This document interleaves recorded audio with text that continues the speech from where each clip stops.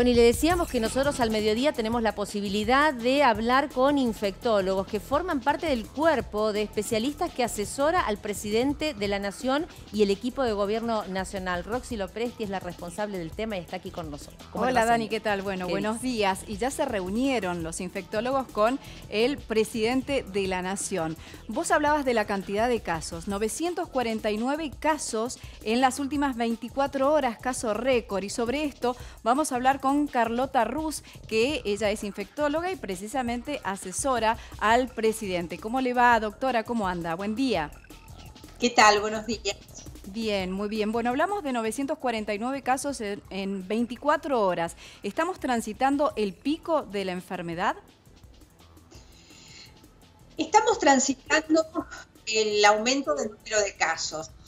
Si es el pico o no, lo sabremos en poco tiempo. Es decir, el pico va a ser el día que tengamos más casos. Tenemos que hacer un promedio durante unos días, 5 o 6 días, para ver cómo se mantiene la curva. Lo que es cierto es que está en ascenso. Entonces, es como que estamos en esa etapa. Bien, nosotros ayer se desató una polémica en la provincia de Buenos Aires. Tenemos que diferenciar AMBA de lo que sucede en el resto del país. Por unas declaraciones que realizó el ministro de Salud de la provincia de Buenos Aires, el doctor Daniel Goyan, y dijo que si seguimos con este ritmo de contagios, en julio va a colapsar el sistema sanitario. ¿Usted cómo ve esta situación? Nosotros tenemos datos ahora que nos dicen que el sistema sanitario está en condiciones de responder a la demanda. Tenemos disponibilidad de camas de terapia, disponibilidad de camas de clínica y de internación, y no tenemos ese panorama. Esto estamos hablando de la ciudad de Buenos Aires. En provincia de Buenos Aires, a lo mejor hay otros datos que no estoy yo al tanto exactamente de la cantidad, pero no tenemos referencia de que esté saturado el sistema. ¿Qué es lo que va a suceder si esto sigue en aumento? Bueno, tendremos que ir evaluando sobre el momento. El panorama o el escenario que nosotros tenemos como asesores y con los datos nuestros no es el que va a ser una saturación del sistema. Pero bueno, son apreciaciones que tienen que ver con la gente que trabaja en el lugar o que es responsable del lugar. A lo mejor ellos tienen otros datos que nosotros no tenemos.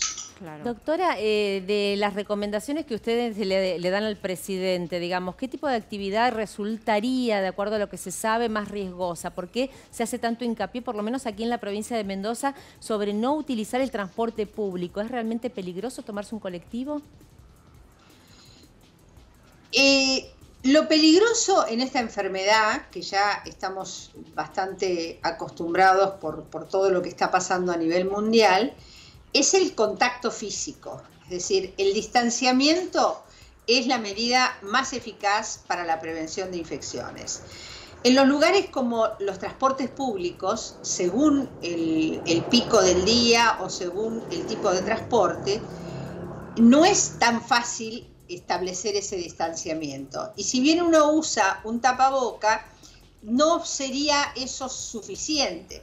Entonces, en todos los lugares en el mundo, en los lugares más peligrosos siempre han sido los transportes, los subtes, los trenes, lugares donde se concentra mucha gente. Entonces, uno, en el caso de la provincia de Buenos Aires, digamos, trasladarse de la provincia de Buenos Aires, a la capital, a la ciudad, eso puede implicar un riesgo y por eso en este momento se está haciendo mucho hincapié en el transporte. Eso limitaría mucho la actividad y sería, digamos, circunscripta a los lugares de cercanía.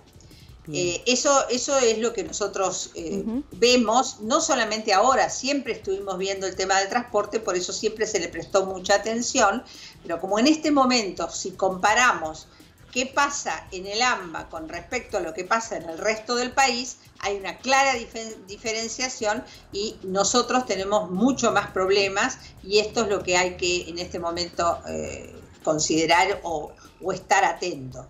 Y ya que estamos hablando del transporte público de pasajeros, tenemos que hablar de el reinicio de las clases. Recién nosotros escuchábamos a nuestro compañero Ricardo Rodríguez y ya se está hablando de esto, de que los chicos vuelvan a las aulas. A ver, ¿de qué forma se daría teniendo en cuenta el consejo epidemiológico? Que ahí apuntamos, ¿no? Lo que ustedes pueden llegar a aconsejar para este reinicio de las clases. Bueno, el reinicio de las clases va a ser obviamente quizás muy escalonado en distintas partes del país. Es todo un desafío porque a nivel mundial también y con experiencias de otros países, Francia, Suiza, en los países asiáticos, se han establecido muchas estrategias, muchos esquemas, pero todo está centrado en el distanciamiento, las barreras, como por ejemplo el tapaboca y el lavado de manos. Entonces, lo que hay que ser muy creativo en cada uno de los establecimientos y trabajar sobre este tema. Y eso significa estructurar desde el punto de vista edilicio todo un sistema por el cual entren los chicos, no se amontonen ni los chicos ni los padres, tengan un protocolo de lavado de manos o de desinfección al entrar, las aulas tengan distancia entre los asientos, evaluar si la institución puede o no puede manejar un recreo, por ejemplo, porque si es una institución muy grande, quizás se pueda de a grupos que los chicos salgan, pero si es chica, a lo mejor en vez de tener 4 horas de clase, 5 horas de clase, se tendrán 3 horas de clase y después se irán a la casa. Claro. Es decir, hay que ser muy creativo y eso no se puede generalizar en todos los lugares igual. Todo se basa en esto. Claro. Y me parece muy bien que se esté trabajando en los protocolos, seguramente ustedes van a empezar mucho antes que nosotros, y bueno, y con ustedes aprenderemos también. Claro, es la nueva normalidad lo que se dice. Y le tengo que hacer una pregunta y voy a ser autorreferencial, Dani. Personal que otra cosa, pero bueno, a mucha gente le importa también, no es mi caso. El tema de la actividad física y de correr. Bueno, esto del tapabocas, hay que hacer referencia que cuando uno corre esa actividad física y también caminar, hay que decirlo, me incluyo. Es como que uno se asfixia. Y si uno corre o camina solo, ¿es necesario llevar este tapaboca? En realidad, si uno corre o camina solo, no. Bien. El tema es que cómo hacer que la gente obedezca o entienda, más que obedecer, entienda esta premisa tan sencilla. Obviamente que si uno camina solo o corre y está solo, no tiene que hacer nada diferente de lo que hacía, porque no va a tener ningún riesgo para el otro. El tema es que cuando uno habilita un lugar para correr, o uno sabe que en ese espacio va a ir mucha gente, hay que establecer una distancia que es mucho más que 2 metros. Algunos dicen 10 metros, por ejemplo, entre uno y otro. No solamente eso, sino que el carril por donde corre uno no tiene que ser el mismo por donde corre el otro. Bueno, o se lo va poniendo. O uno se lo va poniendo cuando uno ve gente, se lo va poniendo también. Bueno, eso es lo que pasa. Ahí tiene mucho que ver la posibilidad de que la gente regule y sepa cómo tiene que hacer esto. El tema del tapaboca mientras uno corre, y bueno, puede generar obviamente mucha incomodidad. ¿Y cuál es el objetivo? El objetivo es tratar de evitar el diseminar el virus a otra persona que pueda estar relativamente cercana. Seguro. Si uno logra establecer alguna distancia, tampoco sería necesario. Pero todas estas cosas son aprendizajes que no todo el mundo tiene la capacidad y no la capacidad de entender, sino de internalizarlo, porque hay cosas que se hacen en forma muy mecánica. Entonces esto no es fácil de que la gente lo entienda. Entonces de pronto se pone a correr y bueno, se pone a correr y de pronto uno ve uno se fija y hay 4 o 5 personas corriendo con una distancia que no es la ideal. Claro.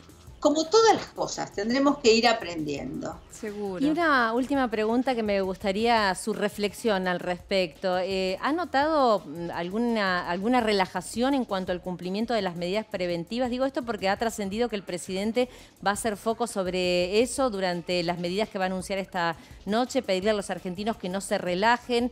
Nosotros lo vemos, hay muchísima gente en las calles y también respecto del uso del tapaboca, mucha gente con el tapaboca a la mitad o que directamente se lo retiran para estar fumando en la puerta de distintos locales, entre otras medidas, ¿no? Porque en el caso de Mendoza los contagios se han dado por ir a un cumpleaños, veíamos Necochea, un baby shower, digamos, y a partir de allí la ola de contagios. ¿Cómo lo ve usted?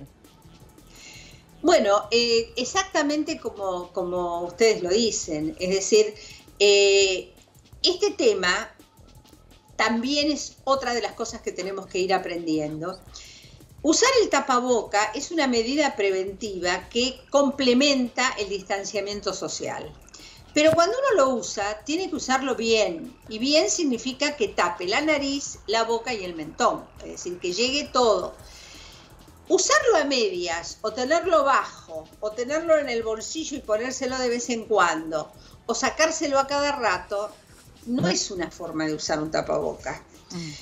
Usted me dirá, bueno, pero ¿qué pasa un ratito? Sí, pero un ratito acá, un ratito allá, y esto se transforma en una medida poco útil.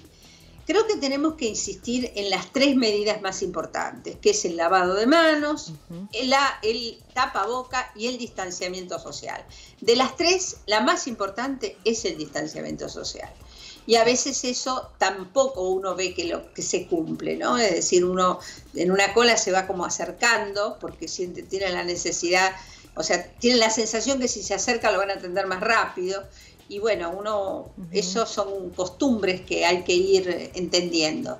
Pero sí, eso es básico para todo. Y lo más importante, que ustedes lo han mencionado, es evitar este tipo de situaciones como el baby shower o algún partidito de fútbol, alguna cosa donde de alguna manera se junta gente, en los lugares donde está circulando el virus. Claro, bueno, y en los que no circulan, pueden empezar a circular por una sola persona. Seguro. Bueno, doctora, muchísimas gracias. Como siempre, nos encanta charlar con usted. Gracias. Y apelamos, como decimos siempre, la responsabilidad social, ¿no? Depende todo de cada uno de nosotros.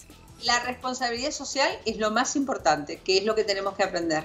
Bien, gracias. Muchísimas gracias. Hasta luego.